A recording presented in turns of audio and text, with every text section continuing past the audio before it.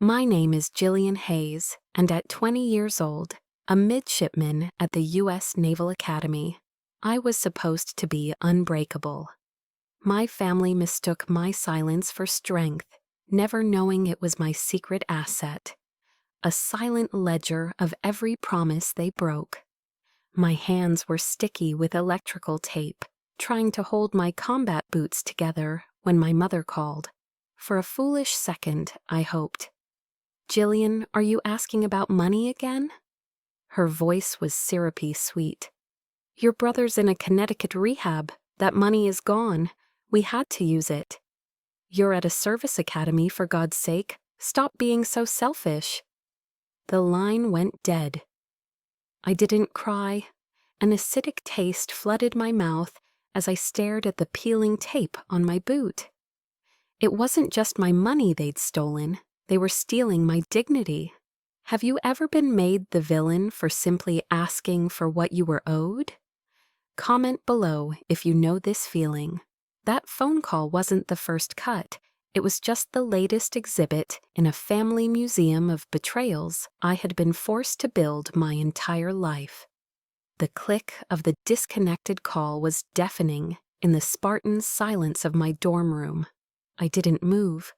My fingers, still tacky with adhesive, were frozen over the bootlaces. A coldness that had nothing to do with the Maryland autumn air seeped from my chest outwards, turning my limbs to lead. There were no tears. Tears were a luxury, a release I hadn't been able to afford for a long time.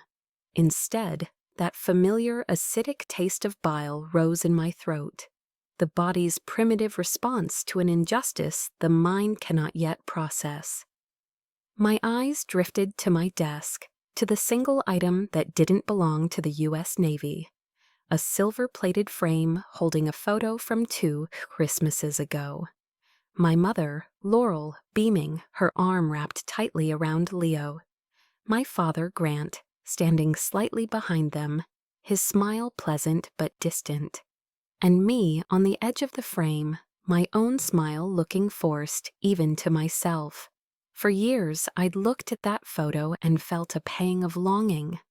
Now I saw it for what it was, a perfectly staged piece of propaganda.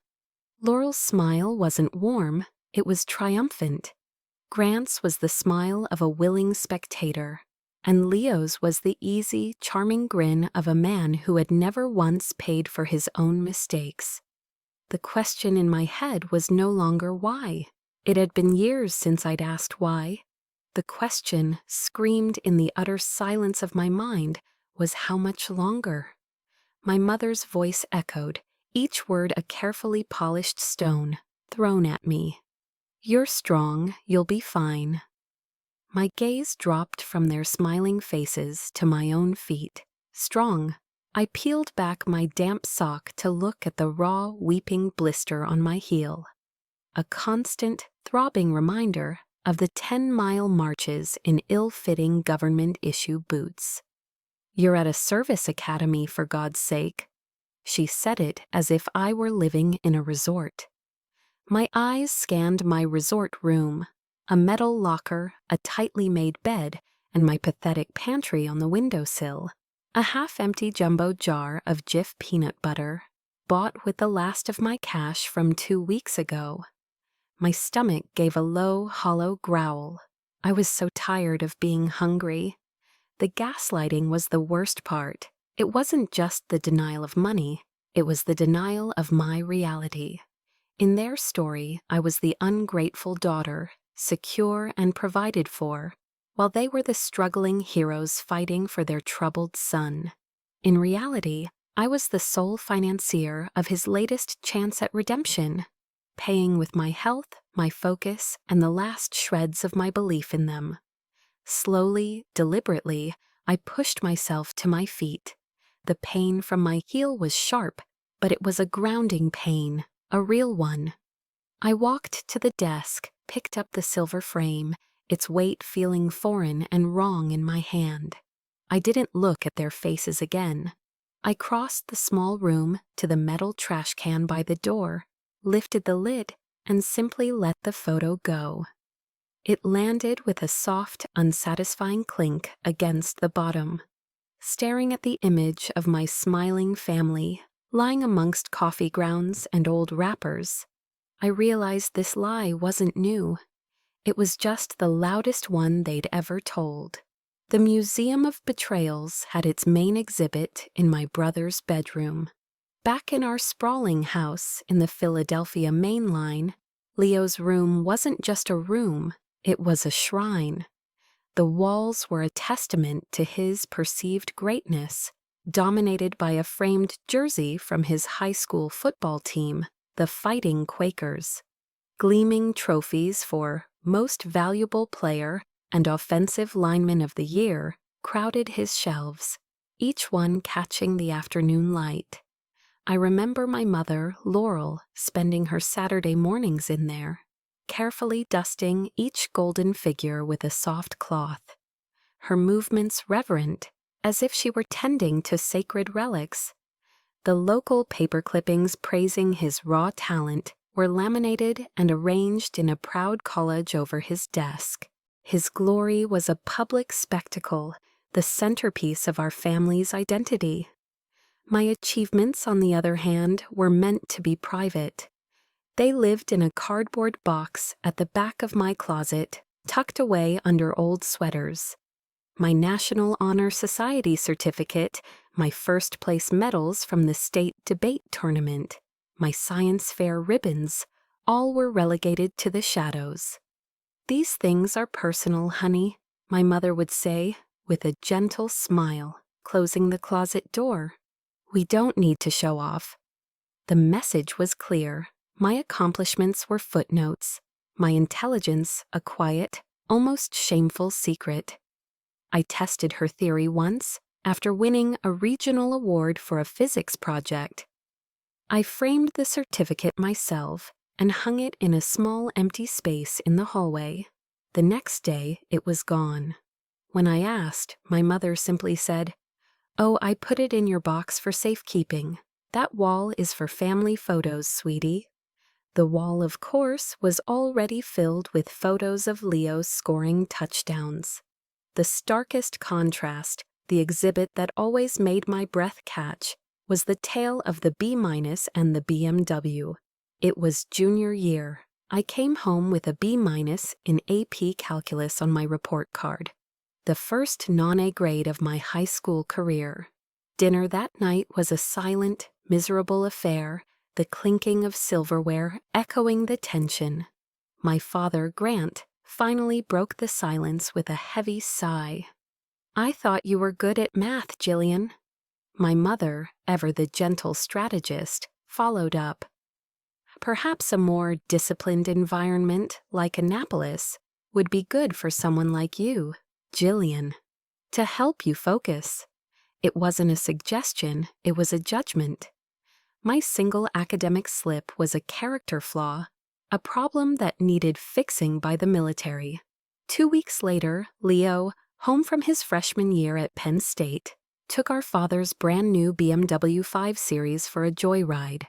He wrapped it around an oak tree on a back road, totaling the car and earning himself a DUI. At dinner that night, there was no suffocating silence. There was laughter.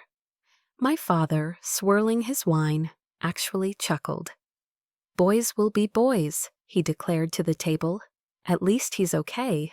That's all that matters." Leo's punishment was a stern talking to. His reward, to distress from the trauma of the accident, was a week-long ski trip to Vail, Colorado with his friends. My punishment for the B- was having my allowance cut for a month, because, as my mother explained, the family needs to be frugal right now, with the insurance deductible and all. But the darkest, most hidden exhibit in the museum was one I was never meant to see. I discovered it by accident, a year after I'd already been at Annapolis, home on a short leave.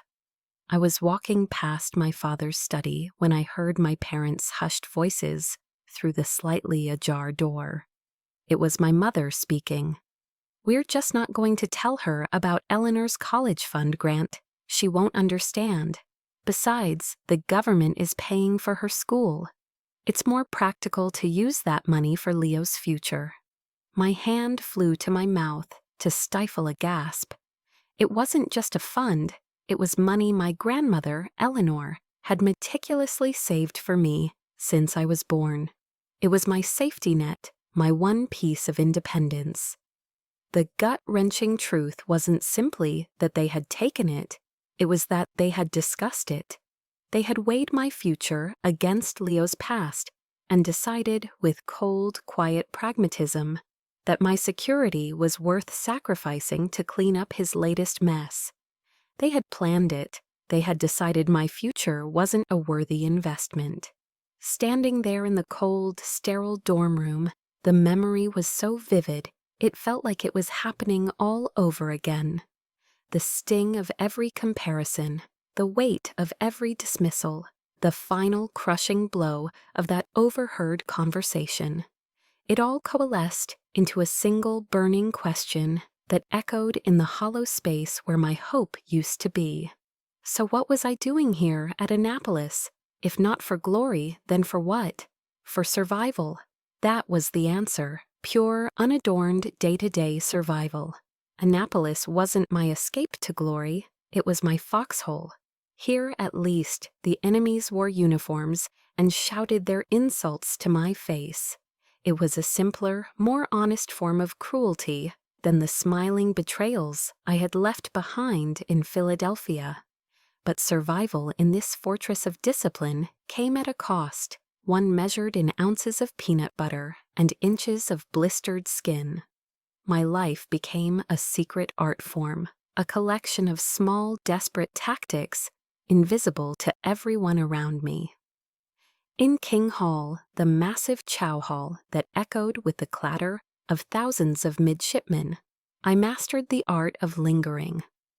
While others scraped their plates and rushed off to their next formation, I'd casually pocket an extra apple, its smooth, cool skin a promise of sustenance for later.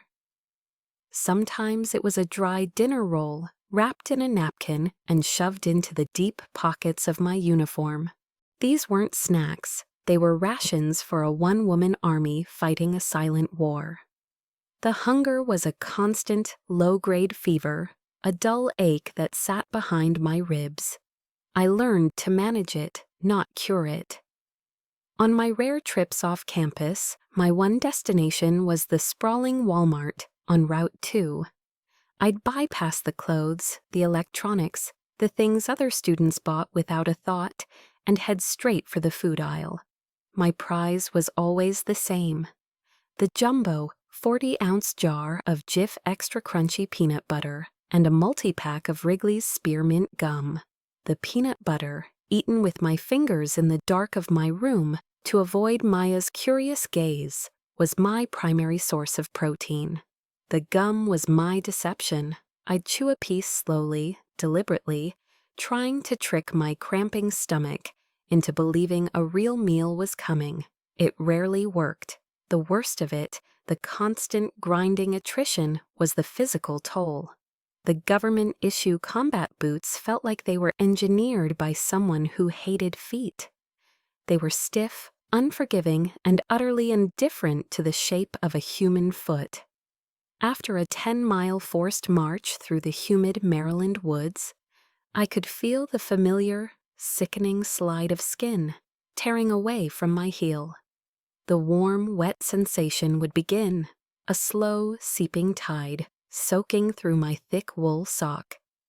The pain was a sharp, biting thing on the march, but it morphed into a dull, throbbing torment back in the barracks. I finally broke down one afternoon, the pain too great to ignore.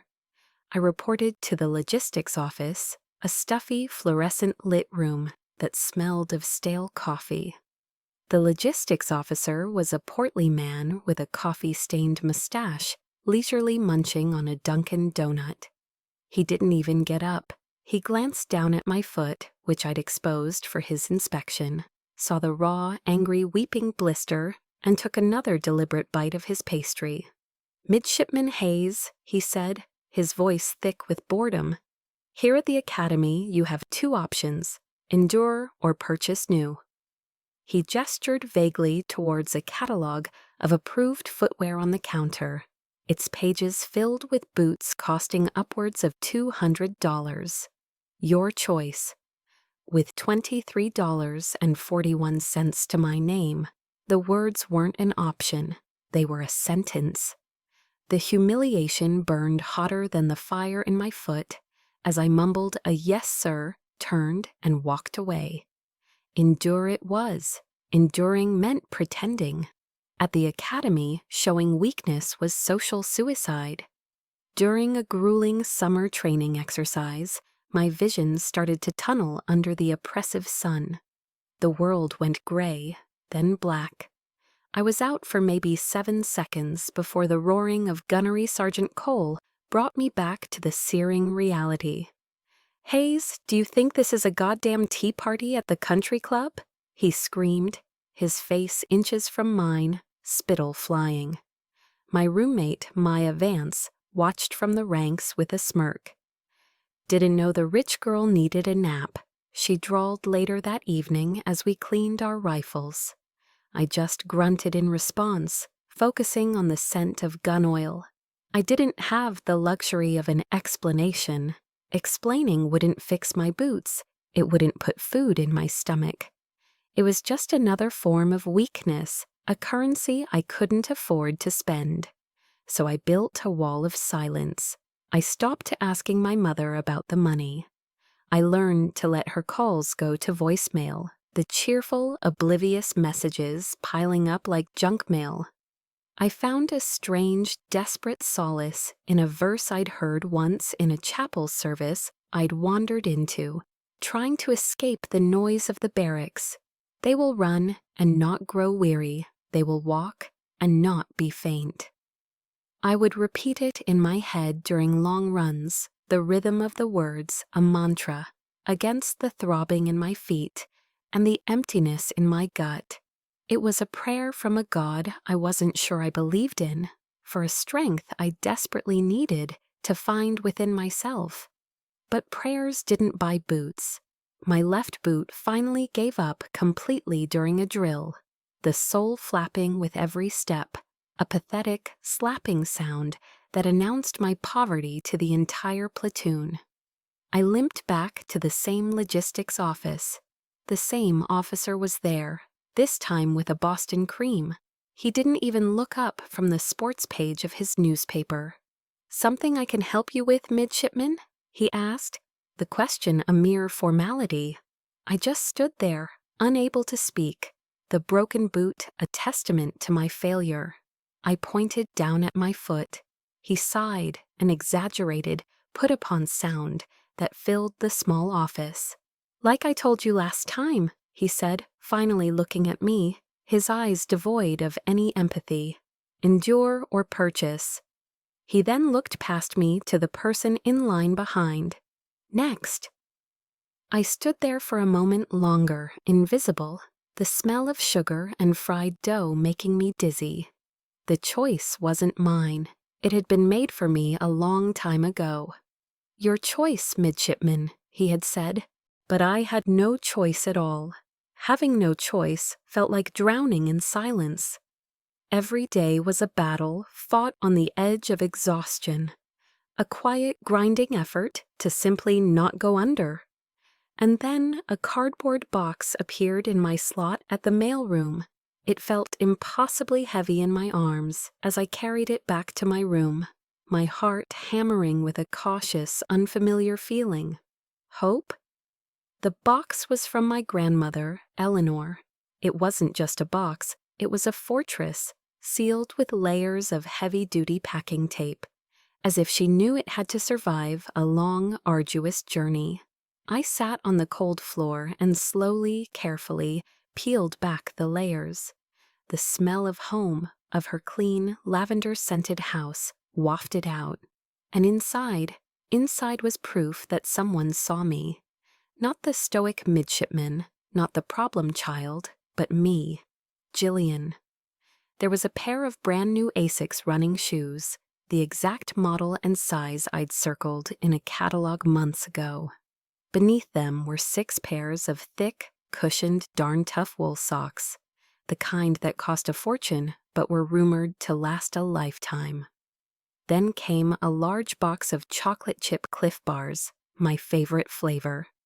And taped to the inside of the box flap was a greeting card. Inside, a crisp $50 bill was secured with a small piece of tape, and underneath it, her familiar, elegant handwriting filled the small space. "Don't let them grind you down, Ellie. I'm so proud of you. Love, Graham." I clutched the card to my chest, and for the first time in months, I cried. These weren't the hot, angry tears of frustration, but silent, streaming tears of profound relief. She saw. She knew I needed running shoes because my old ones were worn through. She knew I needed good socks for the endless marching. She knew I was hungry. She knew I needed cash because she knew my parents. This wasn't a generic gift. It was a meticulously curated care package. It was love in its most practical, observant form. It was someone loving me in detail. A week later, I walked into my leadership psychology class, feeling lighter. The new shoes didn't just cushion my feet, they cushioned my spirit. Our professor, a sharp-eyed Navy commander, announced we'd be watching a TED Talk. He dimmed the lights and a woman with warm eyes and a friendly Texas accent appeared on the screen. Her name was Dr. Brené Brown. And for the next 20 minutes, she didn't just speak to the class, she spoke directly to me. She talked about vulnerability, about shame, about the courage to be imperfect. I sat there, utterly transfixed. It felt like she was pulling back a curtain on my entire existence. The silence I had cultivated, the stoicism I wore like armor, the way I never ever let anyone see how much I was struggling. I had always called it strength. She gave it a new name, fear. Fear of being seen as weak, as not enough. Then she said the words that would become my new mantra. Vulnerability is not weakness, it's our most accurate measure of courage. Something inside me didn't just break. It reformed. A paradigm shifted. I wasn't a coward for needing help. I was courageous for enduring this long without it. The shame that had been my constant companion, shame for my worn-out boots, for my hunger, for my secret stash of peanut butter, began to recede, replaced by a flicker of righteous anger. I wasn't the problem. The problem was the situation I had been forced into. I was living in the arena, as she called it, covered in dust and sweat and blood, while my family watched from the stands, judging my performance. That day, I stopped seeing myself as a failure and started seeing myself as a fighter. Armed with this newfound clarity, I used a small part of the $50 to call my grandmother from a payphone in town. I wanted her to hear the gratitude in my voice. "Ellie, it's so good to hear from you," she exclaimed, her voice crackling over the line. "Did you get the package? Are the shoes okay?" "They're perfect, Graham. Everything is. Thank you. I really needed it." "Oh, of course, darling. I'm just so glad it finally got to you. I was getting worried," she said, and then her tone shifted slightly. "Did your mother finally give you that other package I sent last month?" "I sent some winter gear, a good coat, but Laurel kept saying, 'You were just too busy with your training to be bothered with packages,' said you didn't want anything." The world tilted on its axis. I stood in the glass phone booth, the receiver cold against my ear, as the pieces clicked into place with sickening clarity. A winter coat. She had sent a coat. My mother hadn't just neglected to send money. She had actively intercepted help. She had blocked it.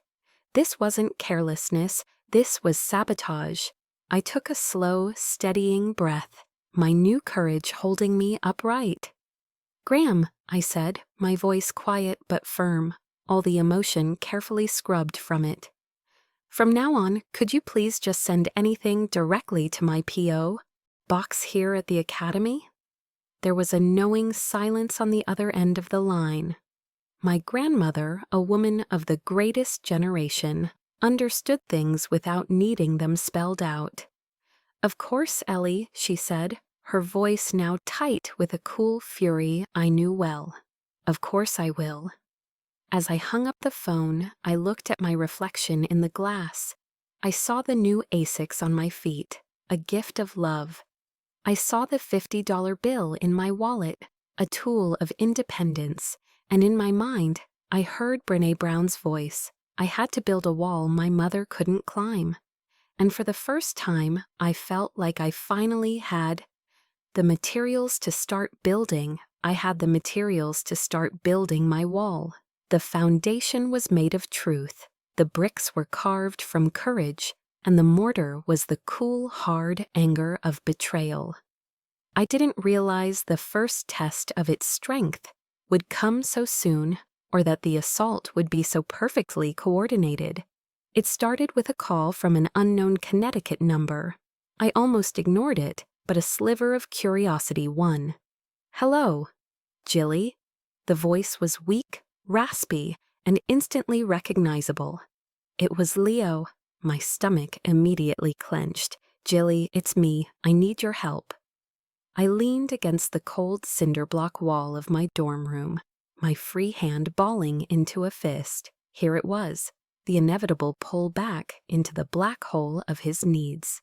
"What do you want, Leo?" I asked, my voice flat. "They cut off my credit card, Jilly, Mom and Dad. I just need a little money for some stuff at the commissary here. Toiletries, some snacks. They don't let us order things online." He launched into a rambling, pitiful story about how hard he was trying, how the therapy was really intense, and how I was the only one who truly understood him. It was a classic performance. The prodigal son, humbled and seeking redemption, casting me in my old, familiar role. The savior, the fixer. The words of Brené Brown about boundaries echoed in my head. I felt a wave of nausea. This was my role to reject. "I don't have any money, Leo," I said, the words tasting like metal. It wasn't entirely a lie. The $50 from my grandmother was a lifeline, not a slush fund for his comfort. "Oh, okay," he whispered, the disappointment in his voice a palpable, manipulative thing. I thought I could count on you." Before I could second-guess myself, before the old guilt could sink its claws in, I pressed the red icon on my screen. The line went dead. My hand was shaking. It took less than 5 minutes. My phone buzzed on the desk, a text message from my mother lighting up the screen. I knew what it would be before I even read it. "Jillian Hayes, how dare you treat your brother that way? He is in the most vulnerable place of his life, and you turn your back on him? I did not raise you to be so cold." The speed of it was breathtaking. They were a team. He would pull the sympathy card, and if I resisted, she would deploy the guilt bomb. Her words, once capable of making me cry, now just made me angry. A cold, clear anger. She didn't ask why I'd said no. She didn't consider my circumstances. She assumed my boundary was a betrayal. She used her ultimate weapon, the one she saved for when she really wanted to wound me.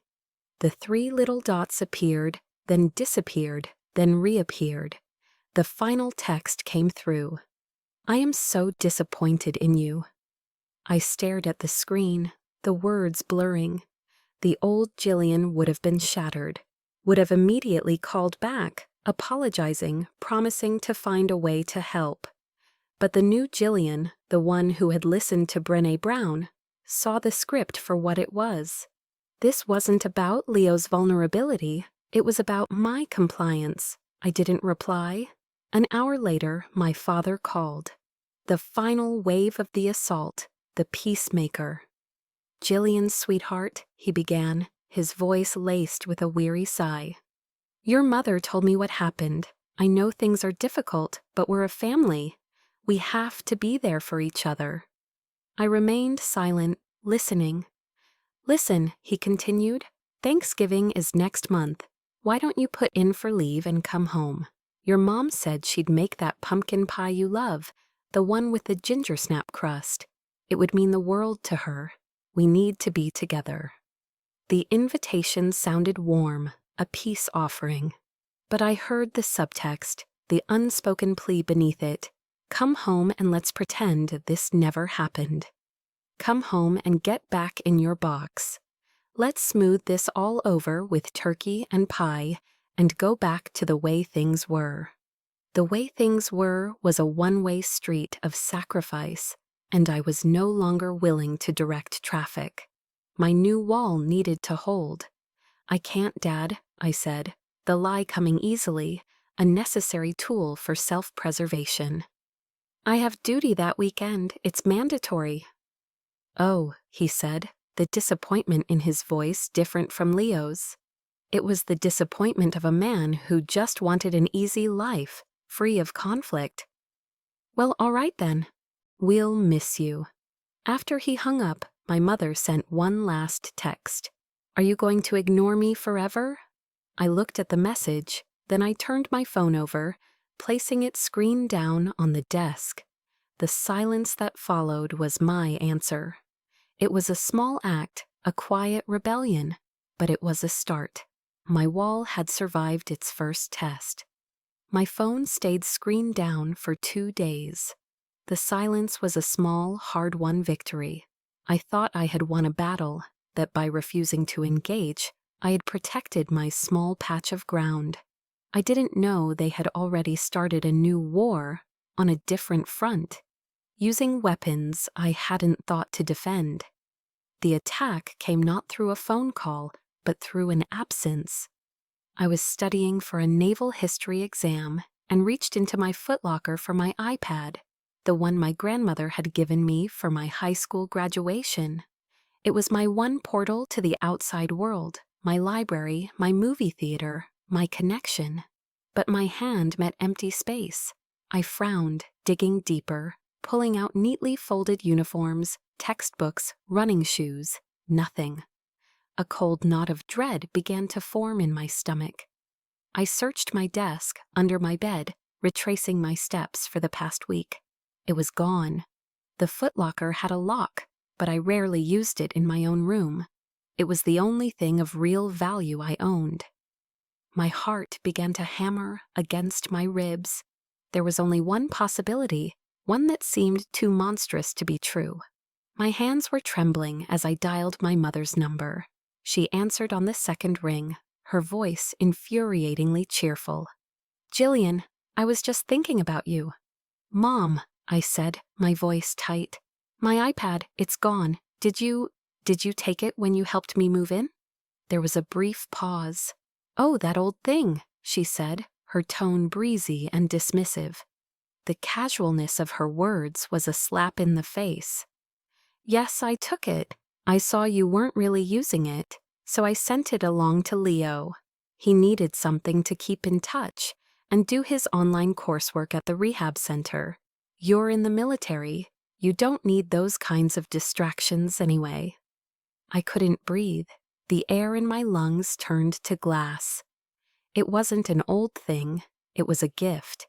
My last birthday gift from my grandmother before I left for the academy. It was engraved on the back, "For our brilliant Ellie. The world is yours. Love, Gram." She hadn't just taken an electronic device. She had taken a memory. She had taken a symbol of my one unconditional source of love and handed it over to the black hole that was my brother.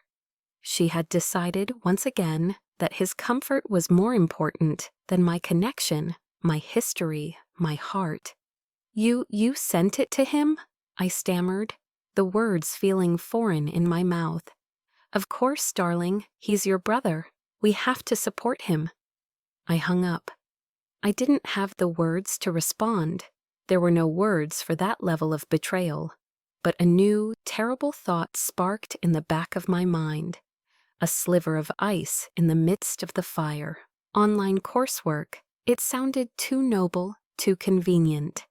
My fingers, shaking with a rage so profound it felt like an earthquake, found the keyboard of my government-issued laptop. I opened the web browser. I typed EBAYCOM. My heart was pounding so hard I could feel it in my ears, a frantic, desperate drumbeat. In the search bar, I typed iPad Pro 11-inch and my hometown's zip code. I scrolled, page after page of listings, and then I saw it. The photo was unmistakable. My iPad. There was a tiny scratch near the charging port from when I dropped it once. My breath hitched. I clicked on the listing. The seller's username was PhillyLeo22, my brother, and the description shattered the last remaining piece of my composure. It read, like new, barely used, selling fast for personal expenses. Personal expenses, not coursework, not keeping in touch. He was selling it. He was selling my grandmother's gift for drug money, for cigarette money, for whatever temporary fix he needed. And my parents, they hadn't just given it to him. They had enabled this. They were complicit in this disgusting, layered, intricate lie. Everything fell away. The floor, the walls, the air itself. There was only the glowing screen and the white-hot fury that consumed me.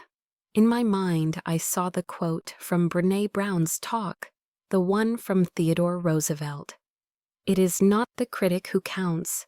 The credit belongs to the man who is actually in the arena, whose face is marred by dust and sweat and blood. I was in the arena, and I was done bleeding for people who stood on the sidelines and cheered for my opponent. I sat there in my room as the sun went down, the screen of the laptop casting a pale, ghostly light on my face. I didn't cry. I didn't scream. The rage was too deep for that. It was a geological event, a shifting of tectonic plates deep within my soul. The hurt and the sadness were being compressed under immense pressure, transforming into something hard, dense, and unbreakable, something like steel. What is the one thing, the one boundary, that when crossed, changes everything forever? That final straw that turns years of quiet endurance into a silent declaration of war. I knew my answer now. I pushed back my chair, the screech of its legs on the floor the only sound in the room. I walked to my footlocker and opened it. I took out the shoebox where I kept my real treasures. The handwritten letters from my grandmother, the bank statements showing 0 deposits from my parents, the receipt for the Jif peanut butter. I laid them all out on my desk, not as mementos of a painful past, but as evidence, as exhibits for a case I was now prepared to build. A cold, calm certainty settled over me. There would be no more phone calls, no more hoping, only a reckoning. They would pay, every single cent. The reckoning began, not with a bang, but with a phone call. The steel that had formed in my soul demanded action, not tears. The next morning, I bypassed my parents' numbers and dialed my grandmother. The phone felt steady in my hand. My voice, when I spoke, was clear and devoid of the tremor that had plagued it for years. "Gram," I said, getting straight to the point, "I need you to do something for me." "Anything, Ellie?" "I need you to pull the statements for every transaction you've ever made related to my tuition and the college fund. I need you to scan them and email them to me, and please keep the hard copies somewhere safe." There was no hesitation on her end, no probing questions. My grandmother was from a generation that understood the gravity of a request like this. "I'll have them for you by morning," she said, her voice grim. "Do you need me to call my lawyer?" "Not yet, Gram. I replied, a new sense of control settling over me. I'm going to handle this first part myself. The call ended with a quiet understanding. I was no longer just her granddaughter to be protected. I was her ally in a war she had likely seen coming for a long time. That week, my life at the academy became a cover for my real mission. By day, I was Midshipman Hayes, running drills, attending classes, and saluting officers. By night, I was an intelligence analyst, a forensic accountant, and a prosecutor building my case. The rage from the eBay discovery had cooled into a laser-like focus. I remembered a line from our military strategy class, from Sun Tzu. Know your enemy and know yourself, and you will not be imperiled in 100 battles. For the first time, I was looking at my family not as a daughter, but as an opponent. I spent hours in the library using their printers. I printed every email from my mother that contained a vague promise or a guilt-inducing excuse. I took screenshots of the text message chains, the ones where I asked about money and was met with accusations of being selfish. I meticulously documented the timeline of my parents' lies. I created a new folder on my laptop, password protected, labeled simply evidence. Inside, I built my arsenal. The crown jewel was an Excel spreadsheet. In column A, I listed the months since I'd arrived at Annapolis.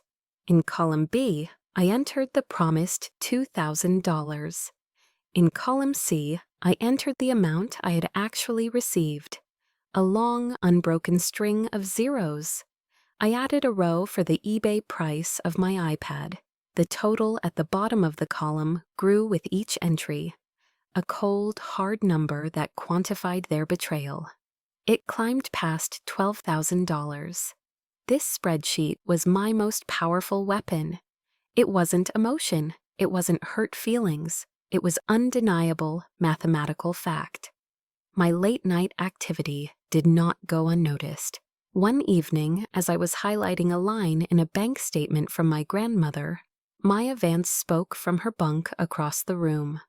"Studying for the bar exam, Hayes?" she asked, her voice laced with its usual sarcasm. I looked at her skeptical face, and made a split-second decision.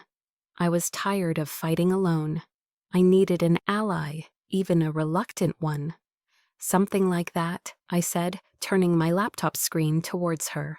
I gave her the condensed version, the stolen college fund, the missing monthly support, the iPad on eBay. She listened without interrupting, her expression unreadable. For a moment, I thought I'd made a mistake, that I'd be met with another cynical remark. But when I finished, she was quiet. She stared at the spreadsheet on my screen, then looked back at me, her eyes seeing me clearly for the first time. "Your parents," she said, her voice flat, all trace of sarcasm gone, "are assholes." A laugh escaped me, a short, sharp, surprised sound. It was the most validating thing I had heard in years. She swung her legs off the bunk. "This is good," she said, pointing at my evidence folder. "But it's not enough. Their kind of liar will just talk their way around it. You need to catch their words. You need a digital voice recorder, a good one. Maryland is a one-party consent state." I stared at her, stunned. "What?" she said with a shrug. "My dad's a divorce lawyer in Chicago. I've learned a few things." She grabbed her own laptop. "I know a place online. They can have it here in 2 days." As she started typing, I felt a shift in the room. The space between our two desks, once a vast, empty territory, had just become allied ground. I wasn't just a fighter anymore. I was part of a team, and we were preparing for the final battle. The digital recorder felt like a cold, heavy stone in the pocket of my dress pants as I walked into the Founders Restaurant. The place was an institution in our town, all dark wood, polished brass and hushed, expensive silence. My grandmother, Eleanor, had booked the private dining room for her 78th birthday. The stage was set. This was the arena. And as I saw my parents laughing with my aunt and uncle, I remembered the words of my gunnery sergeant. Don't show them your weakness, show them your fire. I took a deep breath, the recorder a secret promise to myself, and walked in. The first hour was a masterpiece of suburban theater. There were hugs and air kisses, compliments on my uniform, and feigned interest in my studies. My mother, Laurel, pulled me into a tight embrace, her perfume cloying. "I'm so glad you made the right decision and came," she whispered, as if my presence was a concession she had won. I just smiled, a small, tight smile I had perfected over years of practice. I sat, I listened, I nodded. I was a ghost at my own family's feast, watching them perform the roles they had played my entire life. Leo thankfully was absent, still focusing on his recovery in Connecticut. His absence, however, made him an even more potent, sainted figure in their conversation. Presents were opened, champagne was poured. My grandmother, elegant in a simple navy blue dress, presided over it all with a quiet grace. Finally, my father, Grant, stood up, tapping his glass with a fork. The room fell silent. He beamed, a man thoroughly pleased with himself and his life. "I'd like to propose a toast," he began, his voice resonating with practiced confidence. "To the matriarch of our family, my mother, Eleanor, on her 78th birthday. And to family." He paused for effect, his eyes sweeping across the table. "This has been a challenging year for the Hayes family, as some of you know. We've faced obstacles, but we've faced them together, as a family should."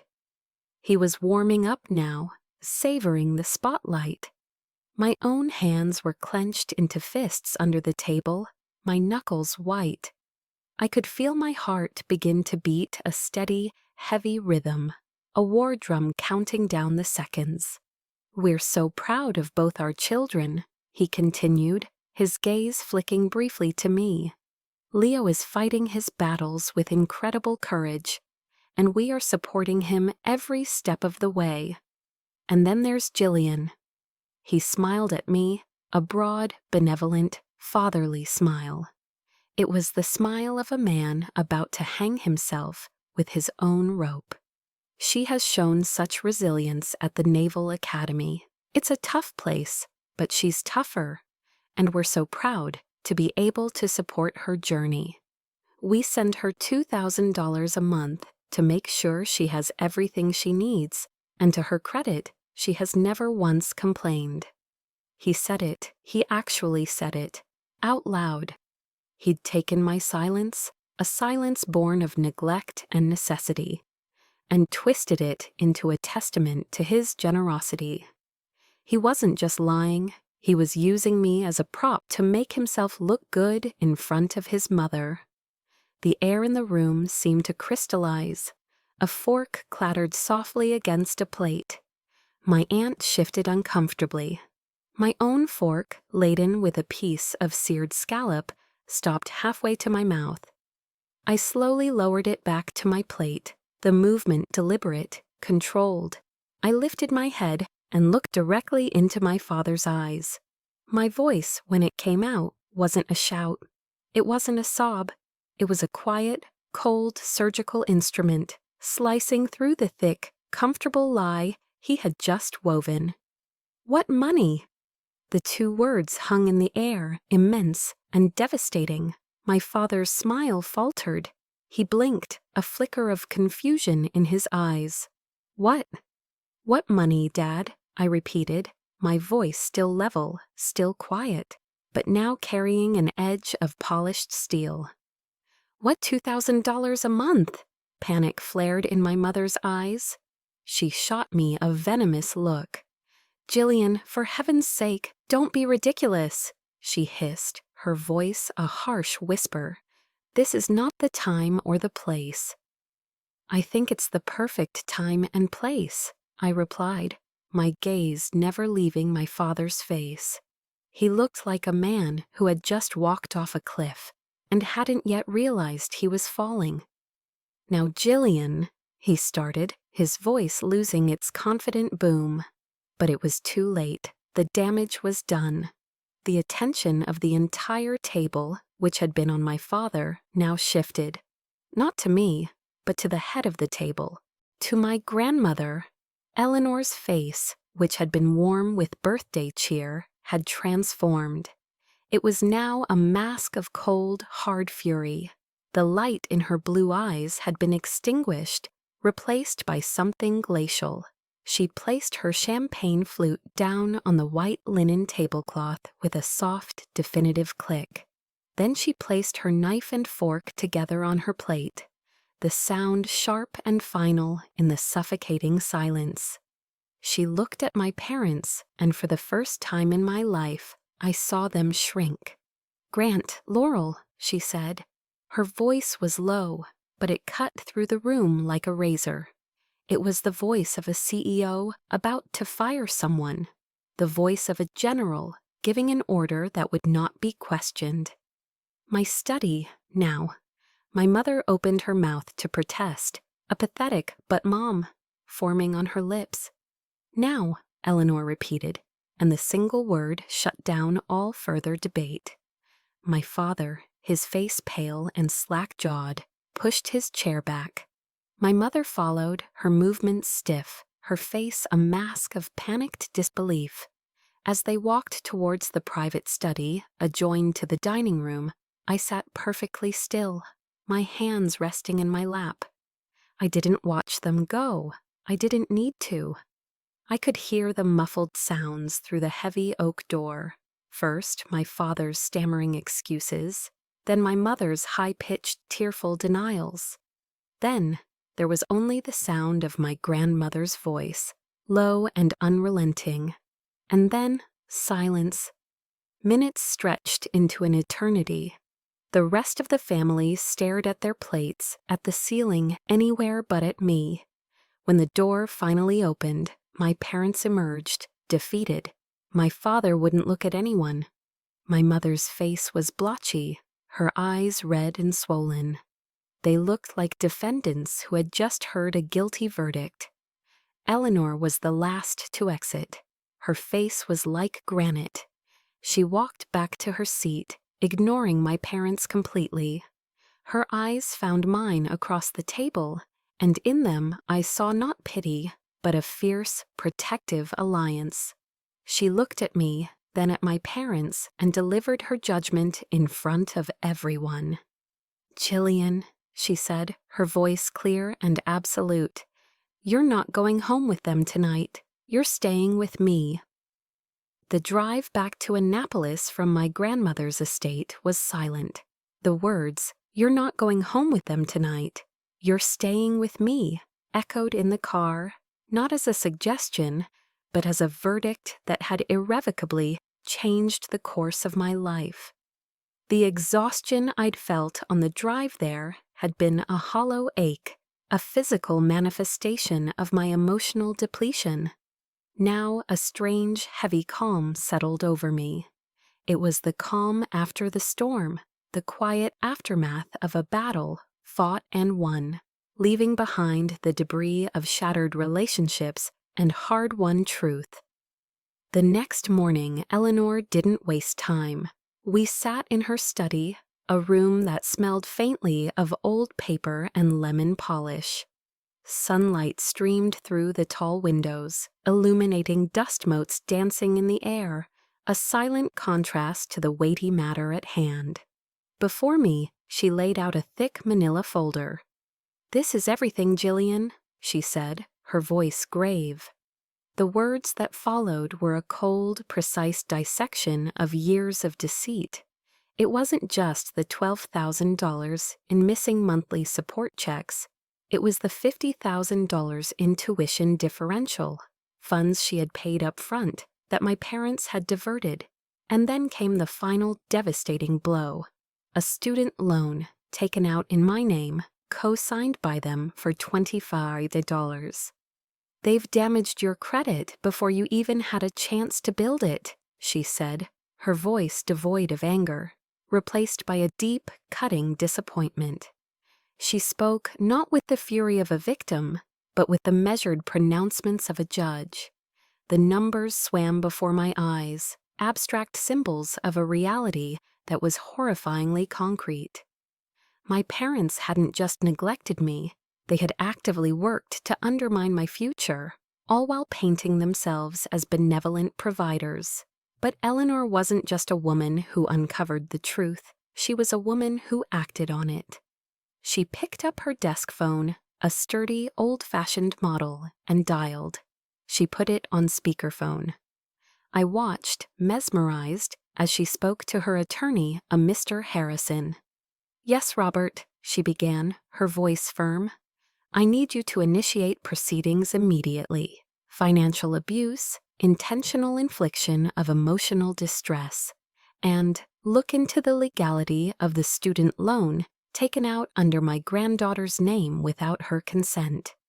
She laid out the facts concisely, leaving no room for ambiguity.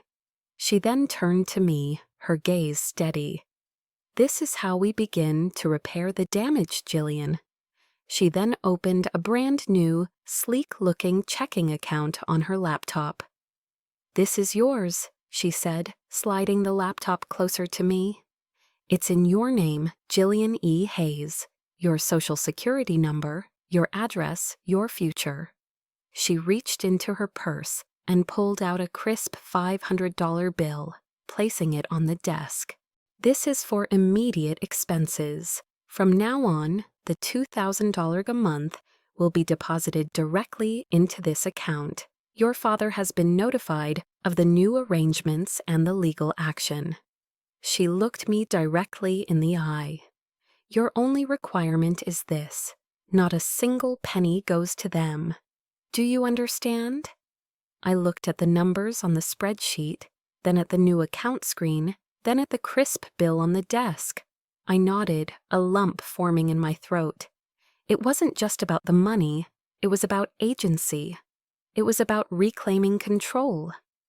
Later that afternoon, the attack resumed, this time at the gates of Eleanor's estate. I heard my mother's voice, a distorted, frantic wail, through the intercom. "Eleanor, please, we need to talk. This is crazy. Jillian, let us in." My grandmother didn't flinch. She calmly walked over to a small panel by the door. "Grant, Laurel." Her voice, amplified and distorted, boomed through the speakers, cold and unyielding. "You have 1 minute to leave my property before I call the local police. All further communication will be through Mr. Harrison, my attorney. Do not contact Jillian directly." I stood behind her, listening to the muffled, desperate sounds of my parents' protests and Eleanor's unwavering command. I heard the crunch of tires on gravel as their car finally drove away. For the first time, the silence that followed wasn't empty. It was filled with the sound of freedom. It was the sound of my parents' influence finally losing its grip. It was the sound of the wall I had started building actually standing firm. I walked back to the study, where the manila folder still lay open on the desk. I looked at the financial ruin they had planned for me, the lines of numbers a stark testament to their greed. But next to it, on the same desk, was the new bank account. My name, bold and clear, on the screen. Jillian E. Hayes. It was more than just a name on an account. It was my declaration of independence. It was the beginning of my life, on my terms, and it was everything. The new bank card was cool and smooth in my hand. It wasn't just plastic with a magnetic strip, it was a key. And with it, I started to unlock a life that was truly my own. A life where my energy wasn't consumed by the constant, grinding anxiety of survival. The change was immediate and profound. The first thing I did was walk into the midshipman's store and buy a new pair of regulation combat boots, the best ones. I sat on the bench, unlaced them, and slid my feet inside. For the first time, my toes had room to move. There was cushioning. There was support. I stood up and took a step, and then another. There was no pain. I almost wept with the simple, profound luxury of it. That day, I went to the mess hall and ate a full meal, not just what I needed to survive, but a meal I actually enjoyed. I ate until I was full, a sensation so foreign it felt like a miracle. Freed from the crushing weight of financial worry, my mind cleared. The fog of exhaustion and hunger lifted, and I could finally focus. My grades, which had been respectable, soared. I began participating in class, my voice steady and confident. My instructors noticed. My platoon commander, Lieutenant Commander Davies, called me into his office one afternoon. "Hayes," he said, looking over my academic report. "You've got the calm of someone who's been through a storm and isn't afraid of the rain." He then told me he was nominating me for an advanced leadership training program, a slot usually reserved for upperclassmen. In that moment, I wasn't the weak link, the girl who fainted in the heat. I was Midshipman Hayes, a candidate for leadership. The ghosts of my past tried to find me, but they found I no longer lived at the same address. Letters began to arrive, forwarded from my grandmother's house. One from Leo, a short, rambling apology, filled with the language of recovery programs, but devoid of any real ownership. One from my mother, a long, tear-stained letter about how she'd always done what she thought was best, how she missed her daughter. I read them both, feeling not anger or pity, but a profound and final distance. It was like reading about characters in a book I had finished a long time ago. I placed them in the old cardboard box from my closet, the one that used to hold my hidden achievements. Now it was a different kind of museum, not of my hurts, but of a life that was no longer mine. One afternoon, a voicemail appeared on my phone. It was my father. His voice was different, hesitant, fragile, stripped of its usual bluster. He talked about how he'd seen a photo of me from a recent academy event, how proud he was. He said he was sorry that things had gotten out of hand. It was the closest to an apology I would ever get. I listened to the entire message, and then, without a second thought, I deleted it. I didn't need to save it. I didn't need to call back. I was already free. My revenge was never loud. It didn't involve shouting matches or dramatic confrontations. It was quiet, and it was devastatingly effective. My revenge was buying a second pair of running shoes just because I could. It was eating 3 full meals a day. It was sleeping through the night, a deep, dreamless sleep, free from the gnawing anxiety of what the next day would bring. It was walking across the yard, my back straight, my new boots making a crisp, confident sound on the pavement. This morning I woke before dawn, as I always do, but instead of the familiar dread, I felt a sense of peace. I walked out to the obstacle course, the air cool and still. The sun was just beginning to crest the horizon, painting the sky in shades of orange and pink. I wasn't running from anything. I wasn't hungry. I wasn't hiding. I was just there, breathing, standing my ground on a foundation I had built for myself. The sweetest revenge isn't seeing them fall. It's thriving in the very places they tried to bury you. I didn't have to ruin anyone. I just had to stop letting them ruin me. My quiet revenge wasn't loud. It was peace. For me, it was a new pair of boots and a full night's sleep. But what does your quiet revenge look like? Maybe it's a degree you earned against all odds, a business you built from scratch, or just a quiet morning like mine, where you finally feel free. Your stories are a beacon for others still fighting their own storms. Please share your proudest moment of thriving in the comments below. And if stories of resilience and new beginnings matter to you, follow or subscribe so we can all find strength in these journeys together.